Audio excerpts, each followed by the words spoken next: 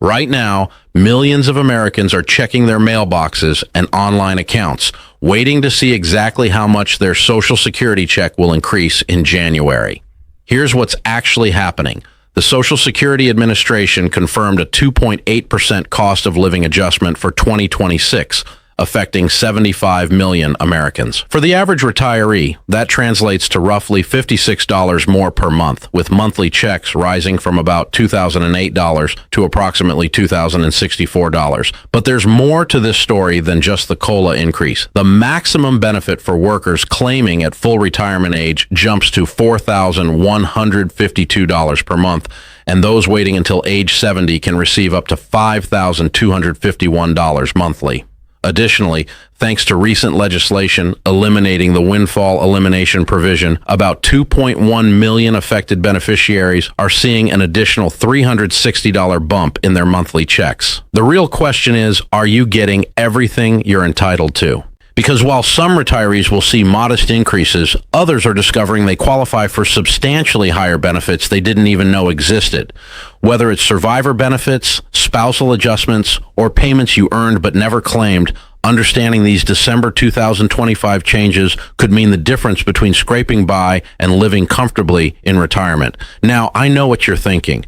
You've been hearing about this cost of living adjustment for weeks, maybe even months, and you're wondering if it's really going to make a difference in your life. Let me walk you through exactly what's happening right now, and more importantly, why some people are seeing checks that are hundreds of dollars higher than their neighbors, even though they worked similar jobs for similar amounts of time. This isn't about luck. It's about knowing the system, and frankly, it's about knowing what questions to ask.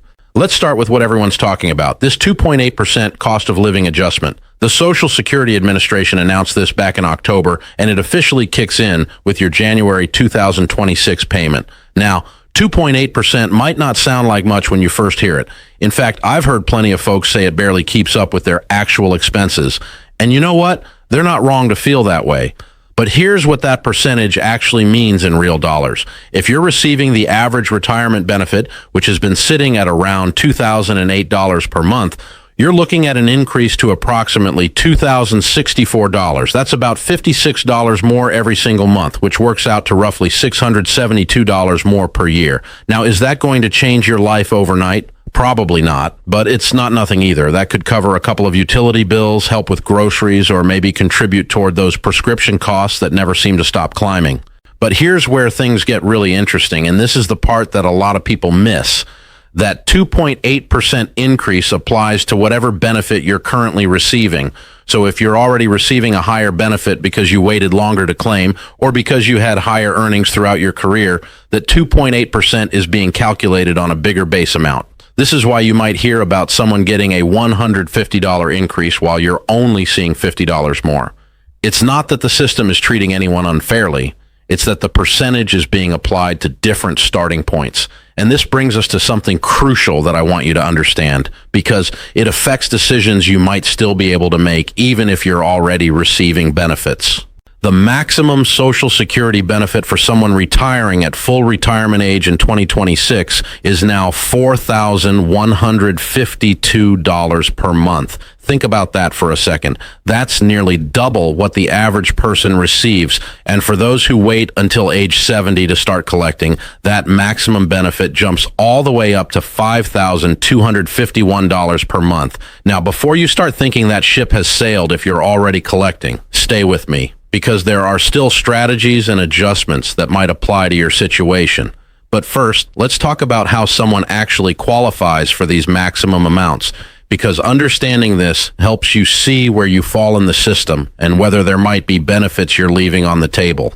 To qualify for maximum benefits, you need to have earned at or above the Social Security wage base for at least 35 years. The wage base is the maximum amount of earnings that are subject to Social Security taxes in any given year. In 2025, that number is $176,100. So essentially, to get the maximum benefit, you needed to have earned that much or more for 35 years of your working life. Now, I realize that doesn't apply to most people. Most of us didn't have careers where we were consistently earning at that level. But here's what's important to understand. Social Security calculates your benefit based on your highest 35 years of earnings. If you didn't work for 35 years, they plug in zeros for the missing years, which brings down your average and reduces your benefit. This is why some people who worked for 30 years might be receiving significantly less than someone who worked for 40 years, even if they had similar salaries during the years they were working. Now, let's talk about something that's affecting millions of people right now, and this is genuinely exciting news if you happen to fall into this category. Congress recently passed legislation that eliminates something called the Windfall Elimination Provision, or WEP for short. This provision has been reducing Social Security benefits for about 2.1 million Americans who also receive a pension from work that wasn't covered by Social Security. These are typically people who worked in state or local government jobs or certain federal positions where they paid into a different retirement system instead of Social Security. The WEP has been reducing their Social Security benefits, sometimes significantly, for years. But with this elimination, those affected individuals are now seeing an average increase of about $360 per month. If you worked for a state government, a local school district, or certain other public sector jobs at any point in your career, and you've noticed that your Social Security benefit seemed lower than you expected, this change might apply to you. And if it does, you should be seeing that adjustment automatically. You don't need to apply for it or request it. The Social Security Administration is supposed to handle this automatically, though I always recommend checking your account online or calling them to verify because mistakes do happen, and you want to make sure you're getting every dollar you're entitled to.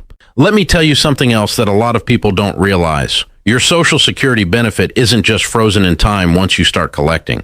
There are circumstances where it can be recalculated and increased beyond just the annual cost of living adjustments. If you continue working after you start receiving Social Security benefits, and if those additional earnings are higher than one of the years that was used in your original calculation, Social Security will automatically recalculate your benefit the following year. They'll substitute that higher earning year for a lower one, which increases your average and therefore increases your monthly payment. This happens automatically every year that you have earnings, and it's something that continues to benefit you as long as you keep working. So if you've been thinking about taking on some part-time work, or if you've continued working after starting your benefits, know that those earnings aren't just putting extra money in your pocket today. They could also be increasing your Social Security benefit for the rest of your life. Now, I want to address something that causes a tremendous amount of confusion and, frankly, costs people a lot of money. Spousal benefits and survivor benefits. These are two different things, and understanding the difference could mean thousands of dollars per year. If you're married, you might be eligible to receive a spousal benefit based on your spouse's work record, even if you never worked yourself or if your own benefit would be lower. The spousal benefit can be up to 50% of your spouse's full retirement age benefit. Now, there are rules and restrictions around this. If you're claiming benefits before your own full retirement age, your spousal benefit will be reduced. And if your spouse hasn't started collecting yet, you typically can't collect a spousal benefit either, though there are exceptions to this. But here's the key thing. When your spouse passes away, you become eligible for survivor benefits, and survivor benefits are different from spousal benefits. A survivor benefit can be up to 100% of what your deceased spouse was receiving or would have been entitled to receive. If your spouse was getting $2,500 per month and you were getting $1,800 per month on your own record, when your spouse passes away, you can switch to the survivor benefit and start receiving that $2,500 instead. You don't get both benefits, but you do get to choose the higher one. And here's where it gets even more nuanced. The age at which your spouse passed away and the age at which you claim the survivor benefit both affect how much you'll receive. If you claim a survivor benefit before your own full retirement age, it will be reduced, but not by as much as your own retirement benefit would have been reduced for early claiming. Let me paint you a real-world picture of how this plays out, because I think examples make this so much clearer than just talking in abstracts. Imagine you've got two neighbors, both women, both age 67, both widows. The first woman started collecting her own Social Security at age 62 because she needed the income. Her benefit was reduced because she claimed early, and she's now receiving about $1,400 per month. Her husband passed away last year, and he had been receiving $2,600 per month. She's eligible to switch to his survivor benefit, which means her monthly payment could jump to somewhere around $2,470, depending on the exact details of when he claimed and when he passed away. That's over $1,000 more per month. But if she doesn't know about survivor benefits, or if she doesn't actively apply for them, she might keep receiving just her own $1,400 while being entitled to so much more. Now, the second neighbor, she worked most of her life and earned a decent income. She waited until her full retirement age to claim, and she's receiving $2,100 per month. Her husband passed away 5 years ago, and his benefit was $1,900. In her case, she's already receiving the higher amount, so switching to a survivor benefit wouldn't help her. She stays on her own record. Two similar situations, two completely different outcomes. This is why it's so critical to understand these rules and to actually call Social Security or visit their office when your situation changes. There's another category of people who are often missing out on benefits they've earned, and these are divorced individuals. If you were married for at least 10 years, you might be eligible to collect benefits based on your ex-spouse's work record, even if they've remarried, even if you haven't spoken to them in decades, and even if they don't know you're collecting on their record. Your ex-spouse's benefit doesn't get reduced because you're collecting on their record. It has zero impact on them, but it could significantly increase what you receive. The rules here are similar to spousal benefits. You can get up to 50% of your ex-spouse's full retirement age benefit if that amount is higher than your own benefit. And when your ex-spouse passes away, you become eligible for divorce survivor benefits under the same rules as regular survivor benefits. I've talked to so many people over the years who had no idea this was even possible. They assumed that because they got divorced, they lost any connection to their ex-spouse's Social Security, but that's simply not true if the marriage lasted at least 10 years. Let's talk about something else that's happening right now in December 2025, and that's the annual update to the earnings test limits. If you're receiving Social Security benefits, but you haven't reached your full retirement age yet, and you're still working, there's a limit to how much you can earn before Social Security starts withholding some of your benefits. For 2026, if you won't reach full retirement age during the year, you can earn up to $23,400 before Social Security starts withholding $1 for every $2 you earn above that limit. If you will reach full retirement age in 2026, the limit is much higher, $62,160, and Social Security only withholds $1 for every $3 you earn above that amount. Once you reach your full retirement age, there's no earnings limit at all. You can earn as much as you want without any reduction in your benefits. Now, here's what most people don't understand about the earnings test. The money that gets withheld isn't lost forever.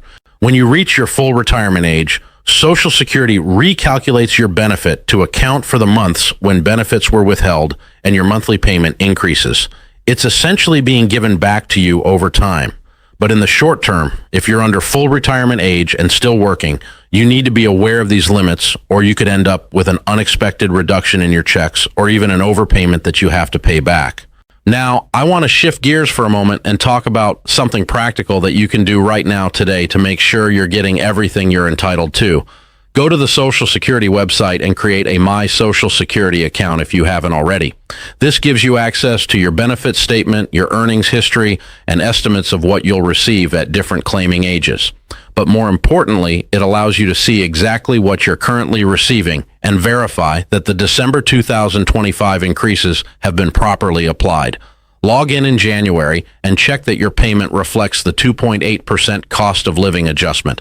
Check that if you were affected by the Windfall Elimination Provision, that your benefit has been increased by the elimination of that provision. Don't just assume everything is correct. Mistakes happen. Sometimes they're data entry errors. Sometimes they're system glitches. Sometimes they're miscalculations that have been sitting in your file for years. But if you don't check, you'll never know. And if there is an error, the sooner you catch it, the easier it is to fix and the more back payment you can potentially receive.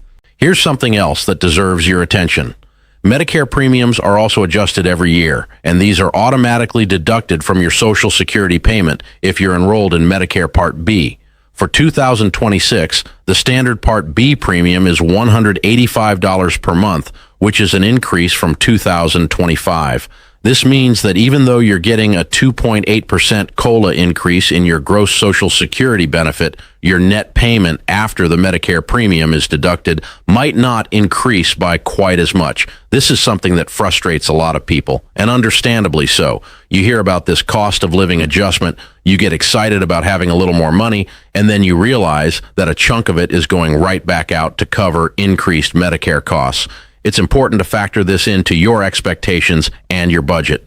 And if you're in a Medicare Advantage plan or if you have a Medigap policy, those premiums might be changing too, and they're not automatically deducted from Social Security, so you need to track those separately. Let me wrap up by talking about something that I think is really important, especially for those of you who haven't started collecting Social Security yet.